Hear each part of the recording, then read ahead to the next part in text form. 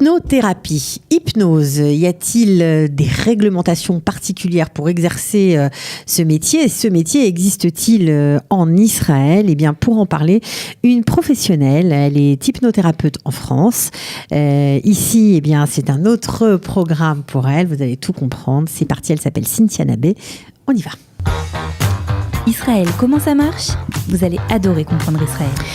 Alors, l'hypnothérapie, l'hypnose, deux sujets intéressants. Les réglementations sont très particulières en Israël et je crois que le métier d'hypnothérapie n'existe pas ici. Bonjour Cathy.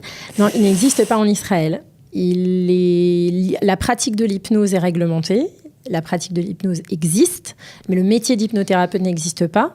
En France non plus, à dire vrai, pas en tant que tel. C'est en train de se structurer en France, c'est ce qui est plutôt une bonne chose. Mais en Israël, non, c'est pas encore le cas. Alors, pourtant, il y a une loi qui réglemente en Israël, une vieille loi de 1984, qui réglemente la pratique de l'hypnose. Oui. Alors, que dit cette loi, Cynthia ? Alors, la loi de 1984, qui date donc d'il y a 35 ans, il faut se repositionner dans le décor de l'époque, ouais.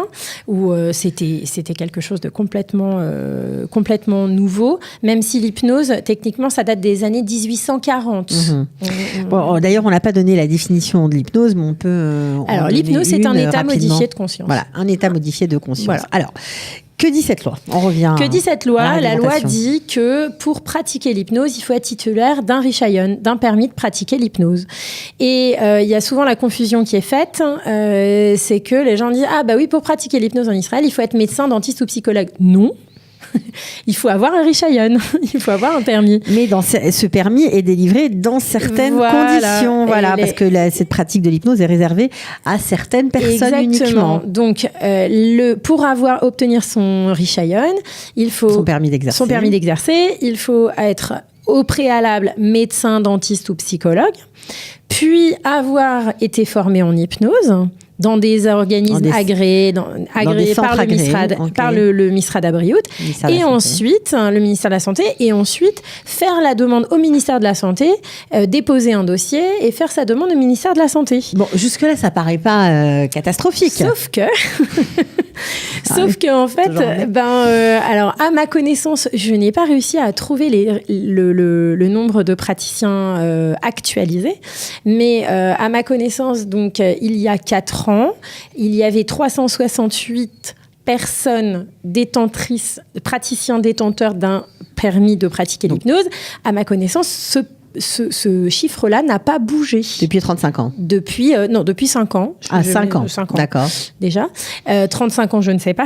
En tout cas, c'est un chiffre qui devrait être en évolution constante. Qui devrait être en évolution constante, parce qu'aujourd'hui, on entend parler de l'hypnose beaucoup. Je fais le parallèle avec un cas que je connais, la situation que je connais, c'est celle de la France, où aujourd'hui, dans tous les grands hôpitaux français, on a des consultations d'hypnose, on utilise l'hypnose. Moi-même, en France, j'ai pratiqué en clinique privée, j'ai pratiqué une anesthésie. Alors, on va y revenir, parce que c'est vrai que pour les gens qui nous écoutent, l'hypnose, parfois, on se fait un fantasme. D'accord, on en a peur. On ne sait pas exactement ce que c'est. On va d'abord rester sur la loi. Alors, qu'est-ce qui se passe si on contrevient à cette loi ? Ça veut dire que si on pratique en Israël l'hypnose et qu'on n'est ni médecin, ni dentiste, ni psychologue. Donc, on pratique sans permis. C'est comme quand on conduit sans permis, c'est pénal. Et la peine, on peut encourir jusqu'à 1 an de prison. Donc un praticien, qui s'aventurerait comme ça officiellement avec une plaque. Techniquement, il peut se faire sérieusement enquiquiner. Mais dans la réalité, est-ce que c'est arrivé ? Dans la réalité, ça n'arrive pas, parce qu'on est quand même au pays du Talmud, et que on est quand même les champions pour contourner les lois. Et on a des praticiens qui font de la PNL, on a des praticiens qui font du soin des émotions par l'inconscient, on a des praticiens qui font toutes sortes de choses. Vous êtes en train de nous dire, en fait, que toutes ces super thérapies dont on entend parler beaucoup s'apparentent à l'hypnose ? S'apparentent, oui. Comme la sophrologie s'apparente à l'hypnose, comme la méditation s'apparente à l'hypnose. Qu'on soit très clair, ça nous amène vers un état modifié de conscience. Que feraient les Breslev si demain on leur dit « non, vous n'avez plus le droit de méditer » ? La méditation aussi, libre des doutes aussi. Moi, j'ai fait un truc tout bête. Hein. J'ai pris la loi, j'ai lu les 10 pages de la loi en ivrite, s'il vous plaît, et j'ai regardé, j'ai décortiqué la chose, et je suis allée sur Google, et j'ai demandé à Google, OK Google, donne-moi la définition de l'hypnose en hébreu. Et de la méditation en hébreu, et la définition de Google, elle est la même. Donc, que fait-on ? On médite plus ? Ok, alors on comprend qu'il y a un gros bug. Il y a un bug, il y a un sérieux bug. Voilà, parce que non seulement le ministère de la Santé ne délivre pas, même si on remplit en plus toutes les conditions, ils sont très très difficiles. Et puis il faudrait techniquement parlant que la personne, elle soit très très très très très très mécontente, qu'elle aille porter plainte à la police, parce que c'est pénal, donc il faut aller à la police porter plainte.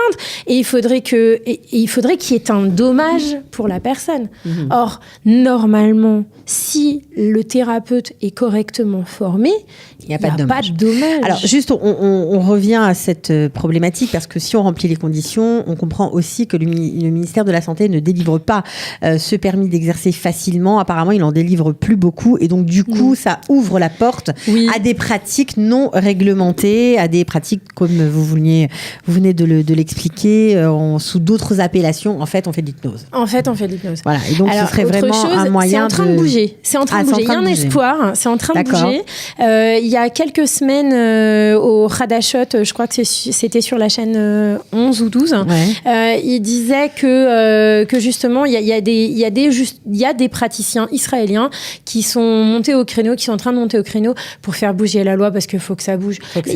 Il faut savoir qu'Israël est le seul pays au monde à avoir légiféré sur la pratique de l'hypnose pour l'instant. C'est-à-dire de manière aussi restrictive. Il y a dû y avoir des abus.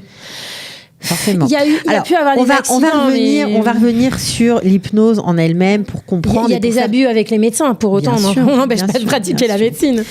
Pour connaître mieux ce qu'est l'hypnose, voilà, puisque c'est quand même votre dada, hein, vous avez beaucoup enseigné, je crois que vous avez 600 heures de formation à votre actif, voilà, vous consultez en privé à Paris, en Israël, vous faites plein de choses. Bref, pour mieux comprendre ce dont il s'agit, il y a plusieurs sortes d'hypnose. Il y a la fameuse hypnose ericksonienne et la fameuse hypnose associante, voilà, associante, humaniste, voilà. Alors, expliquez-nous en 2 mots ce que c'est. Voilà. L'hypnose, c'est un état modifié de conscience.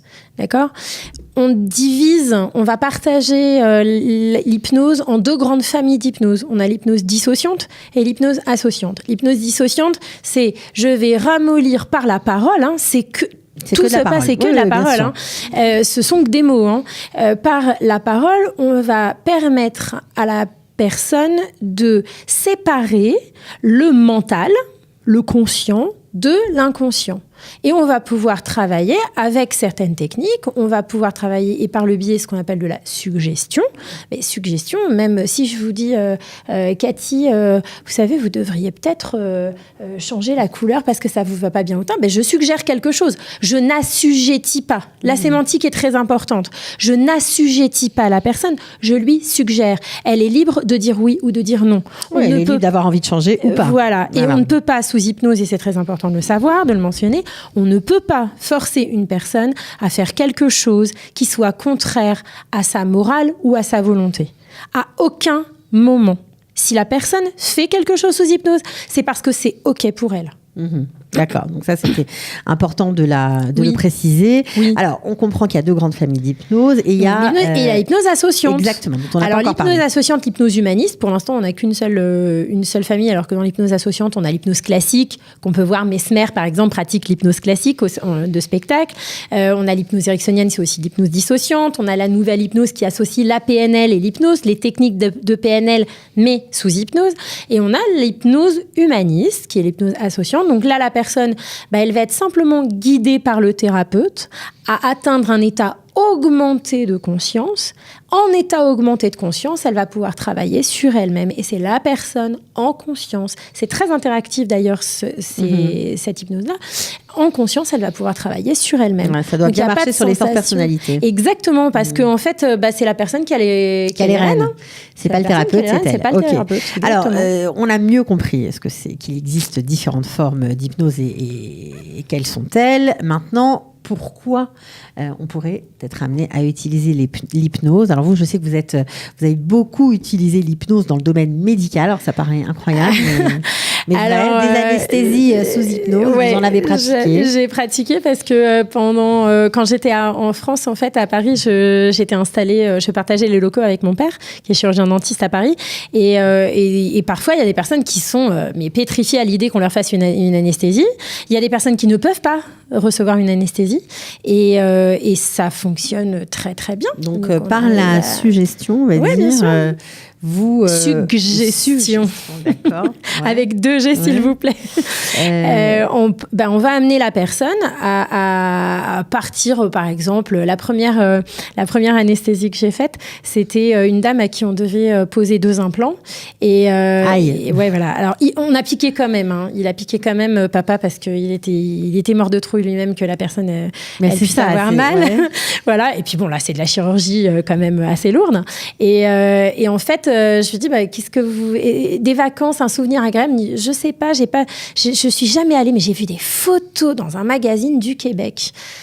Coup de bol, j'avais visité le Québec, jeune mariée avec mon époux, et en fait, j'ai fait toute la séance comme ça.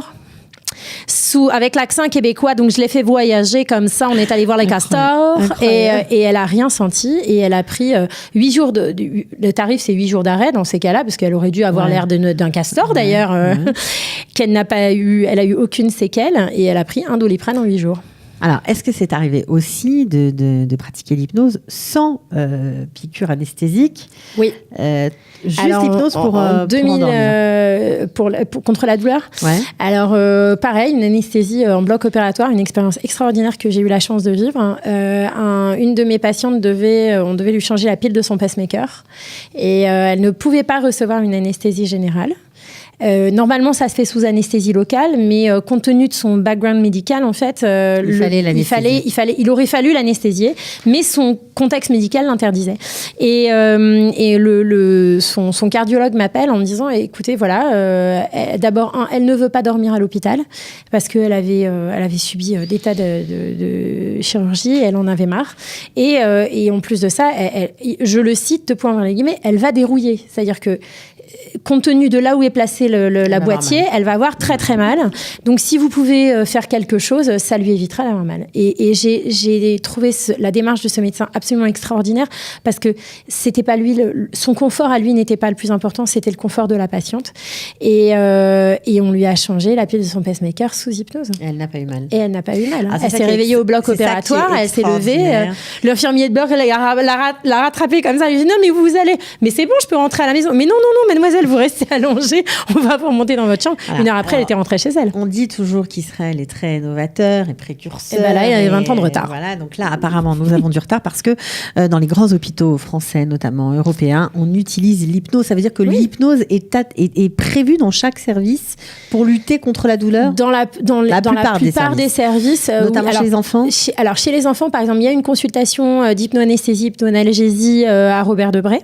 À Necker, en 2010, c'était sur le feu. J'ai pas suivi pour l'hôpital Necker, mais je suppose que depuis le temps, ça a évolué. Il y a des tas de... Récemment, j'ai vu un reportage au SAMU. Maintenant, les médecins du SAMU sont formés à l'hypnose pour soulager la douleur immédiatement. On ne peut pas forcément faire une anesthésie à quelqu'un et on ne va pas laisser la personne hurler, quoi. C'est pas possible. Pour moi, c'est pas acceptable. Comment ça fonctionne pour bien qu'on comprenne? C'est parce que le cerveau ne fait pas de différence entre ce qu'il imagine et ce qu'il vit, c'est ça? Exactement. Le cerveau ne fait pas de différence entre ce qu'il imagine et la réalité. Donc, on va proposer en fait au cerveau certaines images que lui va tenir en fait pour vraies. À partir de ce moment-là, les circuits neuronaux vont faire leur travail, et la personne, elle va tenir pour vrai la réalité virtuelle finalement qu'elle a dans la tête. Alors, quels sont les champs d'intervention pour ceux qui s'intéressent, qui ont peut-être envie d'avoir recours à ces soins? Je ne sais pas comment on peut dire ça, parce que c'est traitement. Il ne faut pas utiliser le mot soin non plus. C'est pas de la médecine, c'est pas voilà. Non, c'est compliqué parce que c'est quand même à l'hôpital, mais c'est pas de la médecine. C'est pas simple. Alors, à l'hôpital, en fait, maintenant, c'est un peu plus encadré. En France, c'est un peu plus encadré. Souvent, maintenant, les gens sont formés. J'ai eu le médecin, ce fameux chirurgien cardiaque qui m'avait autorisé à rentrer dans son bloc. J'étais mort de trouille, de vous à moi. J'étais j'imagine, pétrifiée. c'est quand même une très grosse responsabilité, bien sûr. Et puis en plus, ça, l'anesthésiste était censée être présente dans le bloc. Puis je lève la tête. Je dis, mais elle est où l'anesthésiste? Il me dit, oh, mais vous avez l'air de très bien vous débrouiller. Je dis, mais ça va pas, non, mais il faut pas qu'elle se réveille. J'étais pétrifiée. Ouais. Bon, ça a fonctionné. Heureusement, ça a très très bien marché. Et en fait, ce monsieur que j'ai eu il y a pas très longtemps au téléphone, ce médecin que j'ai eu il y a pas très longtemps au téléphone m'a dit, mais vous avez fait des émules, depuis tout le service est formé. Et je trouve ça génial parce que pour le confort des patients, quoi. Ouais. En post-opératoire. C'est votre dada, ça, de lutter contre la douleur en général. J'ai un grand rêve, je voudrais éradiquer la souffrance de la surface de la planète. Psychologique ou physique, peu importe, mais ça, on peut le faire. On peut le faire. Bon, bah alors, justement, puisqu'on peut le faire. Chacun à son niveau, on peut le faire. J'imagine que ça marche pas pour tout. Est-ce que ça marche pour tout? Alors, il y a une jambe cassée, elle est cassée, d'accord? Va falloir un plâtre. On fait pas n'importe quoi avec l'hypnose. D'abord, on va voir son médecin. S'il vous plaît, allez voir d'abord votre médecin. Pitié. Alors, on va pas avoir l'hypnothérapeute comme ça. Pourquoi ça marche en général? Quels sont les domaines d'intervention? Alors, on a 3 grands domaines d'intervention. On a le domaine de la santé. Donc, par exemple, arrêter de fumer, perdre du poids, aider à... Tout ça, c'est en complément des traitements médicaux. Attention, on n'est pas... au régime ou choses comme ça. Bien sûr, ça ne remplacera jamais le traitement médical. Exactement. On va traiter, en fait, la partie émotionnelle de la problématique. C'est ce que ça va permettre de faire. Une personne, les addictions, pareil. Les addictions, pareil. Les personnes, par exemple, à Paris, j'avais des personnes qui m'étaient envoyées par les médecins, qui étaient en processus de PMA, de procréation médicale assistée. Et le médecin leur dit, non mais madame, c'est des processus, elles ont énormément de courage, ces femmes-là. C'est des processus très lourds, c'est des processus très longs. C'est un parcours du combattant. À un moment donné, on peut se sentir seul, stressé, voilà. Et les médecins gynécologues qui m'envoyaient, voilà, qui savent plus quoi faire et qui, madame, là, faudrait que vous calmiez. Donc le stress, contre le stress, ça marche. Le stress et après, on les déstresse ces femmes-là et puis ça fonctionne dans le tube à essai, c'est génial. D'accord. Les acouphènes aussi, ça marche. Les acouphènes. Alors les médecins, les ORL peuvent rien faire en fait. Les ORL peuvent rien faire. C'est terrible parce que les ORL peuvent rien faire. Et alors, à part donner des antidépresseurs, alors si, il y a toujours la possibilité de donner des médicaments, mais la personne est toujours libre de pas les prendre. Donc ça marche aussi. Donc on comprend qu'il y a un grand domaine, c'est la santé. Voilà, la santé. Il y a le domaine de la qualité de vie. Donc par exemple, tout ce qui touche à la confiance en soi, tout ce qui va toucher au stress quand il n'y a pas d'impact sur la santé. D'accord. Tout ce aux peurs, aux phobies. Les peurs, les phobies, ça fonctionne hyper bien. La peur de l'avion, la peur de la voiture. Mon tout premier patient, il avait peur de la voiture. Ok. Et puis un jour, je lui ai dit, bon, allez hop, on fait une séance d'hypnose. Il me dit, mais où on va? Je lui ai dit, dans votre voiture, on va faire la séance d'hypnose en voiture. Et il avait les yeux ouverts, valait mieux pour lui et moi. C'est lui qui était au volant? Bah oui, évidemment. Vous allez vous faire arrêter, attention. C'était à Paris, c'était en 2005. Il y a prescription, d'accord. Alors, qualité de vie, ok. Il y a encore un autre domaine à part médecine médicale, le domaine de la santé, le domaine de qualité de vie. Le développement personnel, par exemple, une personne qui a envie de trouver sa voie, qui a fait plein de choses dans sa vie, ce qui était mon cas, par exemple, qui a fait plein de choses dans sa vie, qui n'arrive pas à trouver sa place.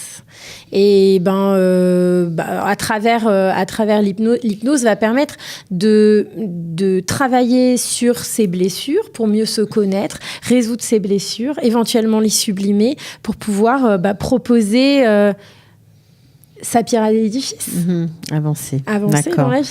Bon, écoutez, c'est très très intéressant comme sujet. Voilà, on comprend qu'on a encore dans ce domaine, en tout cas en Israël, beaucoup de chemin à faire. Bon, il y a quand même des organismes, ça c'est plutôt bien. Il y a quand même des organismes agréés pour se former en hypnose. Oui, mais qui ne prennent les personnes à former que si elles sont dentistes, médecins ou psychologues. Voilà. Donc la boucle est bouclée, le cercle n'est pas vertueux, on va dire. Non, pas encore. Ça va venir. J'ai bon espoir que ça le devienne, parce qu'on peut pas rester comme ça. En faisant de l'hypnose sans dire qu'on en fait, quoi. Sans dire qu'on en fait. Et puis il y a tellement de possibilités de soulager la souffrance des gens. Peut-être que des médecins francophones qui sont en poste dans des hôpitaux seraient peut-être bienvenus pour faire du lobbying, pression sur le ministère de la Santé et pourquoi pas faire avancer le dossier. Vous êtes partante ? Mais moi, je suis carrément partante. Vous lancez un appel pour Je lance un appel. Je Je suis prête à m'investir dans cette avancée-là, parce que dans le pays qui a inventé la clé USB, on donne de la morphine à des gamins de 9 ans qui sont suivis en oncologie. Pour moi, c'est un truc qui est complètement aberrant. Alors justement, je vous prends au mot. Vous avez donné votre numéro de téléphone, parce que si jamais il y a des médecins qui nous écoutent ou des gens qui sont plaisir. Pour vous aider à monter, je sais pas quoi, un lobbying, faire pression pour avancer, monter un nouveau projet de loi, proposer à la Knesset des choses. J'ai plein d'idées. C'est le moment. Donc allez-y, donnez votre on numéro. peut me joindre au 058 402 02 14. Merci beaucoup, Cynthia. Avec plaisir. Et merci de m'avoir donné le micro et de pouvoir partager cette passion que j'ai déjà, et puis de pouvoir ouvrir le champ des possibles à des gens qui souffrent peut-être sur le plan psychologique ou physique et qui aujourd'hui n'ont pas de solution. D'accord. Merci beaucoup. Avec plaisir. Ciao. Israël, comment ça marche ? Vous allez adorer comprendre Israël.